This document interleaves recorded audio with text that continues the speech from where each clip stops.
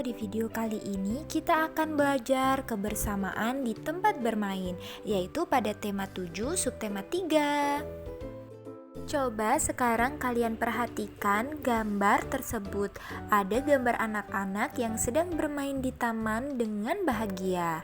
Nah, Siti dan teman-temannya bermain di taman. Mereka bermain kucing dan tikus. Bermain di taman membuat badan menjadi segar. Siapa di antara kalian yang sering bermain seperti Siti dan teman-temannya? Bermain kucing dan tikus sudah pernah atau belum? Nah, setelah bermain kucing dan tikus, Siti penasaran tentang kisah kucing dan tikus yang selalu bermusuhan. Siti kembali ke kelas menemui ibu guru untuk mencari informasi tentang kisah kucing dan tikus. Apakah kalian juga penasaran bagaimana sebenarnya kisah kucing dan tikus yang selalu bermusuhan? Kalau penasaran, mari kita baca dongeng kisah kucing dan tikus berikut ini. Dahulu kala, kucing dan tikus bersahabat. Kemana saja kucing pergi, tikus selalu ikut.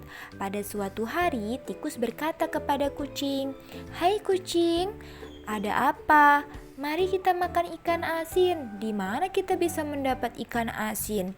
"Itu di sana, digantung di rumah Pak Tani. Ikan asinnya amat banyak, kita akan puas memakannya." Rupanya kucing tertarik pada usul tikus. Ketika malam tiba, tikus dan kucing berangkat ke rumah Pak Tani. Mereka bersepakat tikus akan memanjat ke atas, sedangkan kucing menunggu di bawah.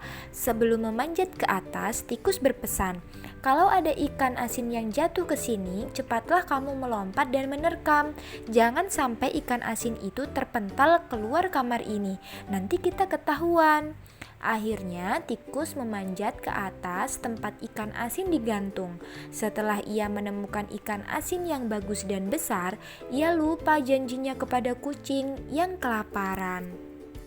Kucing yang kelaparan menunggu dengan siaga sambil menengadahkan kepalanya ke atas. "Kok lama benar tikus di atas? Tikus sudah mendapatkan ikan asin apa belum ya? Perutku sudah lapar sekali." Nah, sekarang coba kalian peragakan kelanjutan dongeng berikut dengan teman sebangku kalian. Ada yang menjadi tikus dan ada yang menjadi kucing.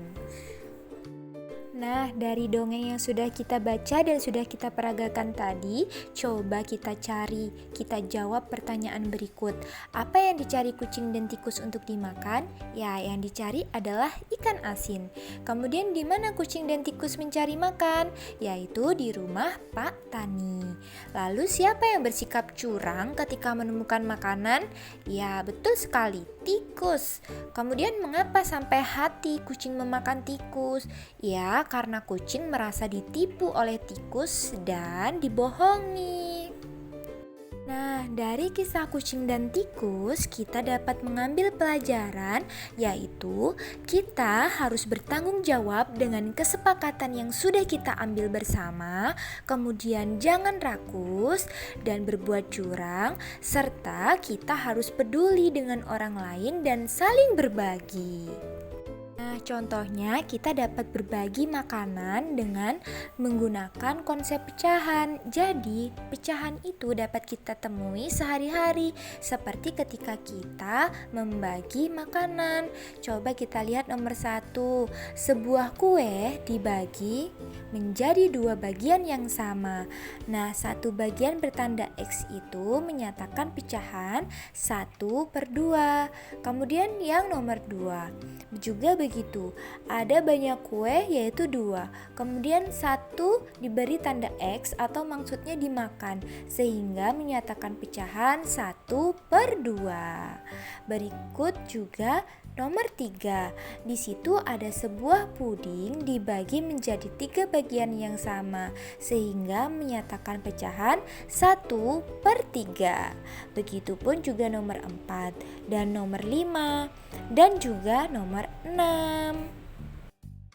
Nah, sekarang coba kalian perhatikan gambar tersebut. Bagus tidak? Bagus ya. Di situ ada gambar anak-anak yang sedang bermain di tempat bermain. Nah, sekarang kita akan belajar gambar imajinasi. Apa sih itu gambar imajinasi? Gambar imajinasi adalah gambar yang diperoleh dari otak kita yang sedang menghayalkan sesuatu, atau sering kita sebut berimajinasi. Maka dari itu, gambar imajinasi juga bisa disebut dengan pengungkapan seseorang secara mental dan visual dari apa yang dipikirkan atau yang dihayalkan. Nah, salah satu ciri gambar imajinasi adalah dibuat berdasarkan pengamatan atau observasi si pelukis. Jadi, adapun langkah-langkah menggambar imajinasi antara lain sebagai berikut. Yang pertama, kalian siapkan alat dan bahan. Kemudian yang kedua, lakukan pengamatan atau observasi. Kalian amati yang ada di lingkungan kalian atau yang kalian hayalkan di dalam pikiran kalian. Kemudian yang ketiga, buatlah sketsa. Setelah buat sketsa, yang terakhir adalah berilah warna pada gambar yang sudah kalian buat. Nah, sekarang coba kamu lihat suasana di halaman sekolahmu ketika jam istirahat. Coba kalian amati teman-temanmu yang bermain di sana. Kemudian buatlah sketsa gambar suasana bermain di halaman sekolah. Kemudian warnai gambarmu dan kumpulkan kepada gurumu. Oke, sekian pembelajaran kita hari ini. Terus belajar dan tetap semangat. Sampai jumpa di video selanjutnya ya.